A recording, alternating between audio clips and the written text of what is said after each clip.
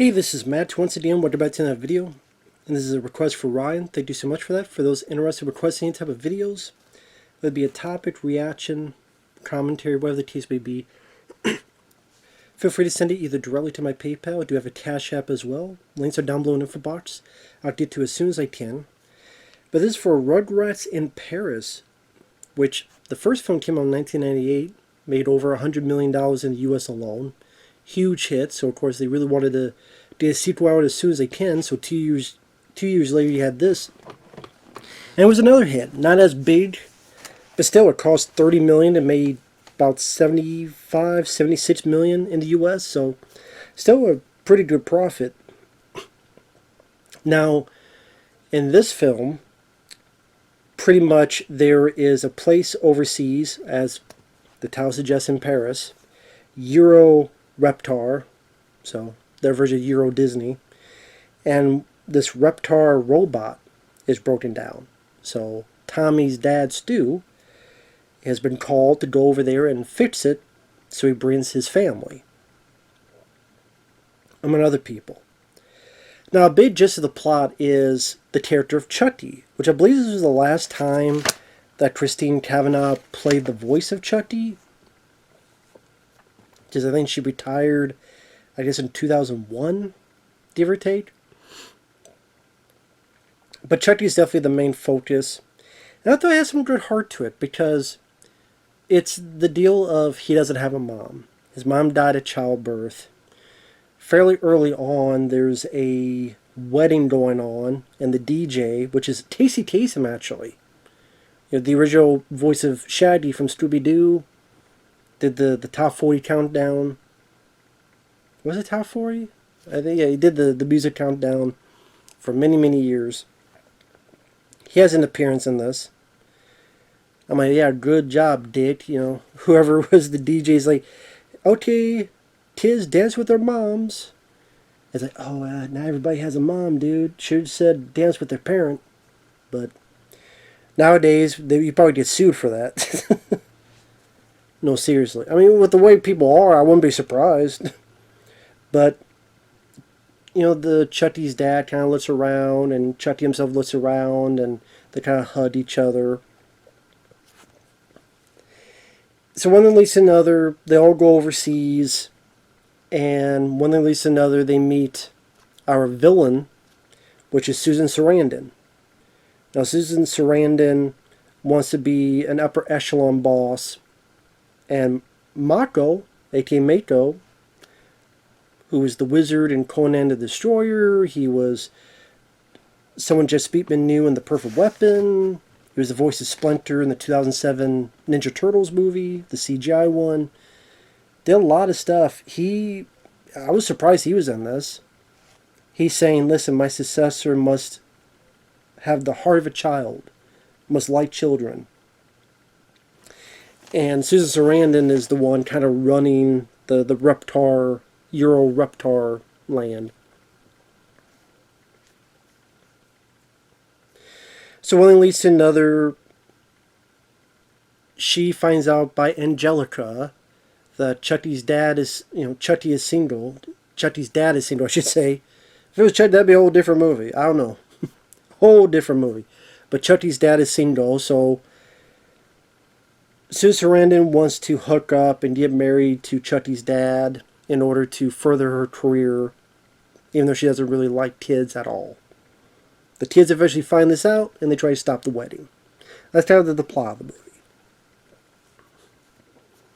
Now, I would definitely say the heart of the movie, what made me like it overall, was the performance of Christine Cavanaugh's Chucky.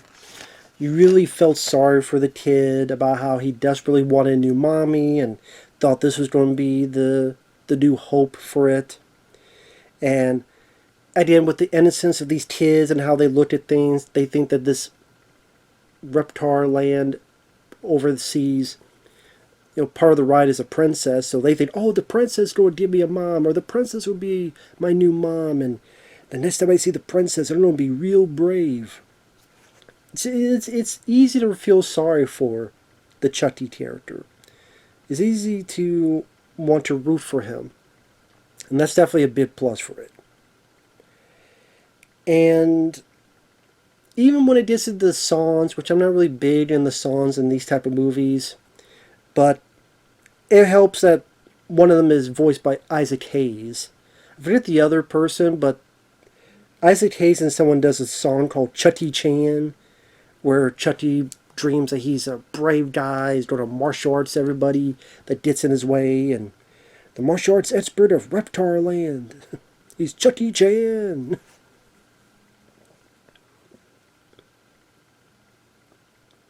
So I thought that was cute, the way that was done. Now it still has a lot of the piss jokes. I mean, when they're on the plane, Angelica's making fun of the babies and all, you guys don't know anything about Paris. And then Dill, the younger brother of Tommy, pisses himself, goes wee wee. And she's like, oh, except him. He's speaking French already. So at least I'm not big on those type of jokes. I just, for them, they feel like they need to put those kind of jokes into these type of movies, I guess. Spike, the dog, doesn't really have a whole lot to do. He's pretty much, he sees a dog, chases out to the dog, and then you don't really see him until the end of the film, where literally part of the end credits is a photo montage of what he was doing. It felt like they only put it in there just to have the song, Who Let the Dogs Out?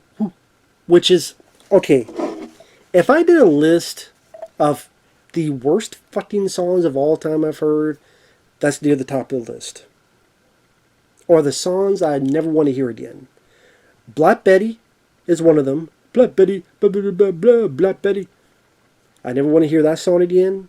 I never want to hear Who Let the Dogs Out again. I never thought that was a good song. I always hated that song. Back in the day, that song annoyed the piss out of me anytime I heard it. I was like, why don't you shut up? Fuck, shut the fuck up. Fuck you. Who shut the fuck up? You should. I just, they make them up my own damn lyrics to that fucking song. I hate that song so much. Who let the dogs out? Which I didn't even mention, that was also in Trolls World Tour that I reviewed recently. But at least that was done in a funny way, where they're trying to conform the country music into pop music. They get put in jail, and then one of them says, yeah, Who Let the Dogs Out was too much. It was too much, yeah, as if it was too much torture for them. Because it was making fun of the song. Here, I don't know if this is, I'm trying to remember when the song actually came out. I'd have to look that up. But it feels like Spike could have been just left at home and that's it. But I mean, he's only there to leave with a dog and then just put, not only that scene, but at the end credits, Who Let the Dogs Out plays. Other than that, Spike could have been completely taken out of the movie. It wouldn't have done anything. Would not have mattered. It was cool to have Susan Sarandon and John Lithgow as the villains. I'm a big fan of John Lithgow. Cliffhanger, Buckaroo Banzai, Harry and the Hendersons. So it was great to see him in the movie. Or in this case, voice of the character. Susan Sarandon did fine. I don't remember the show Rugrats if it had a lot of villains. Unless you want to call Angelica. This might have been the first time they had actual villains. So I guess that made it a little bit different. So now, yeah. When did that song come out? Okay. Oh yeah, it was the same year as 2000, so there you go. So that's why they wanted this song in there. Just the same year. Because that song was a huge hit.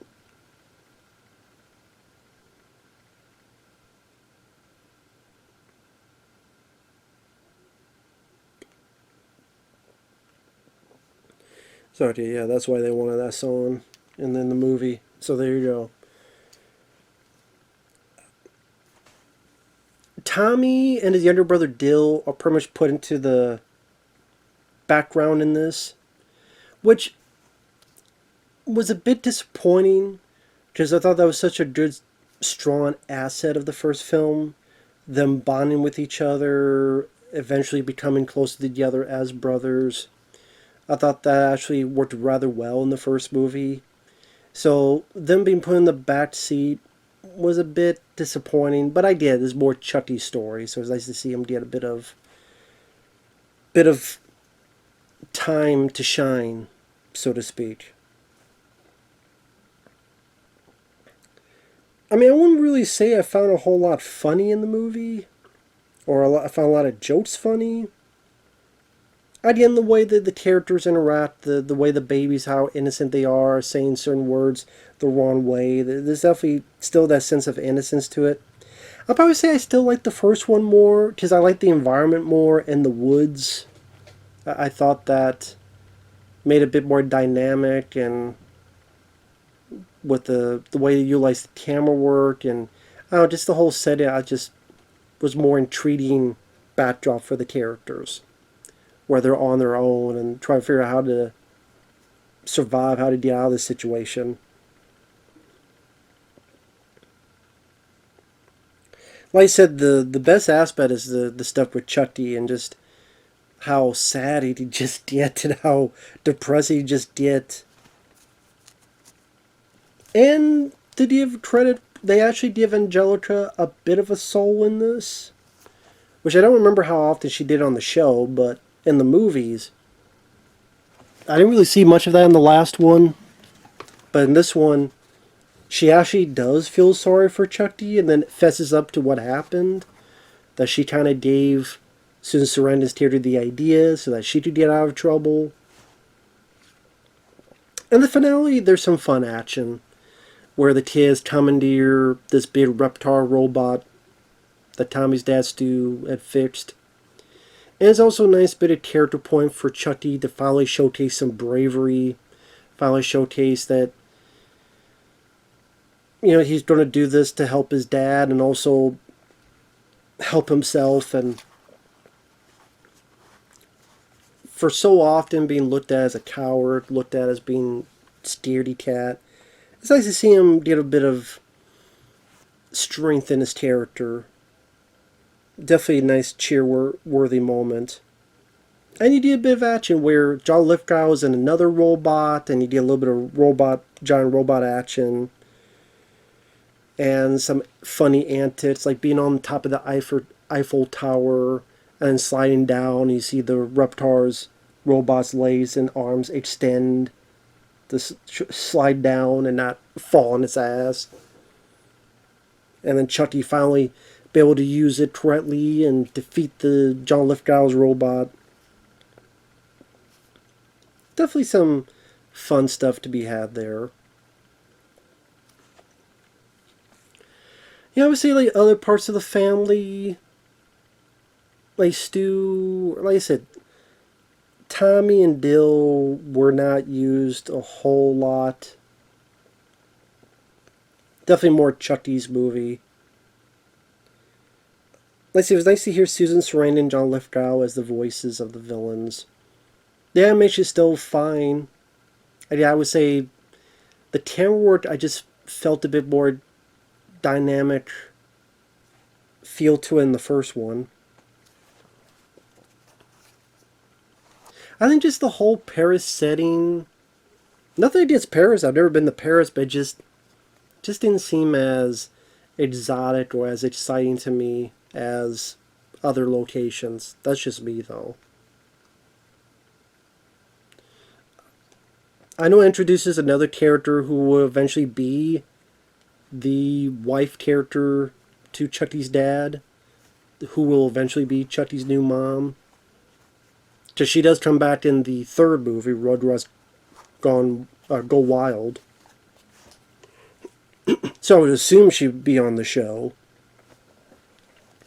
And now that I said that, I could confirm, was Rugrats 9 seasons?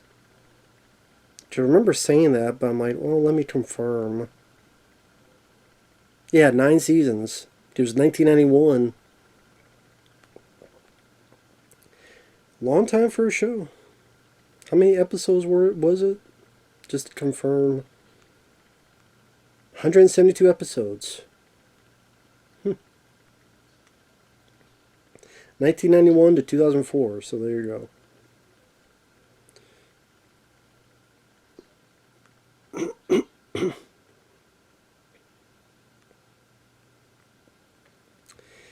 And I did not realize that there was another. Huh. Wow, I did not know there was another series called All Grown Up where the characters are in their teens. I did not know that.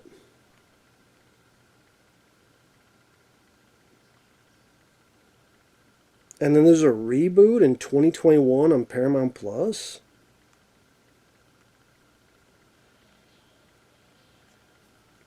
I don't know what's going on outside. Just was walking around playing the damn radio too loud.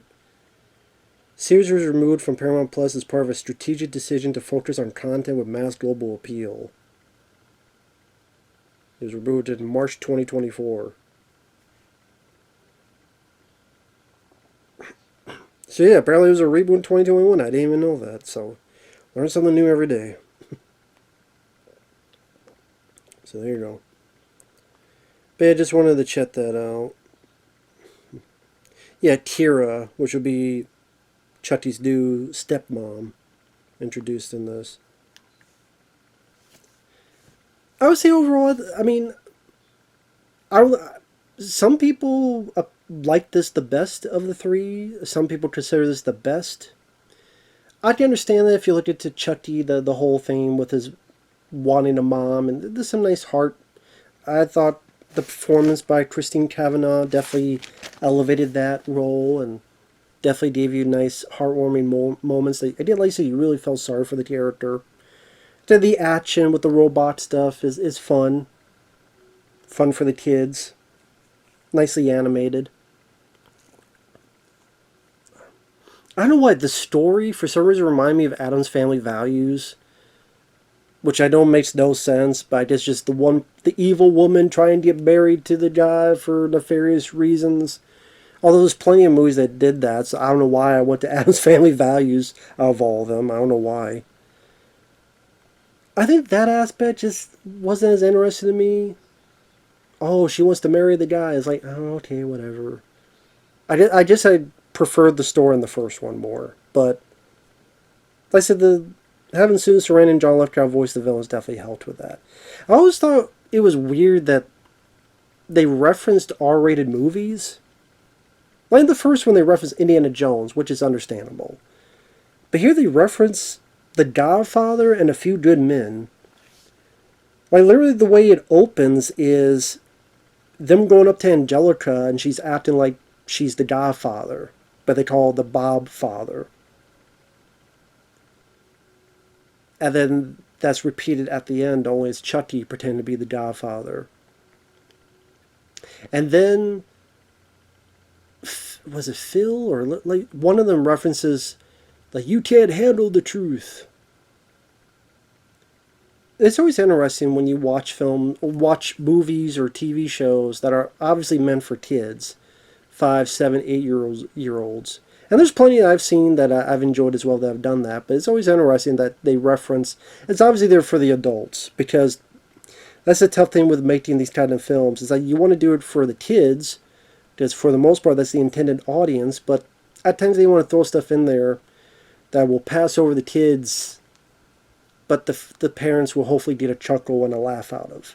So like the little kids probably would not know what the Godfather was, but oh, it's the characters we like doing something goofy and silly, and then the parents understand the joke. But it's just that when you think of the Godfather, you think of certain scenes in that movie, like the horse head scene is definitely an interesting movie to reference for your Rugrats movie. Rugrats Go Wild. I'm surprised they didn't reference, I don't know, First Blood.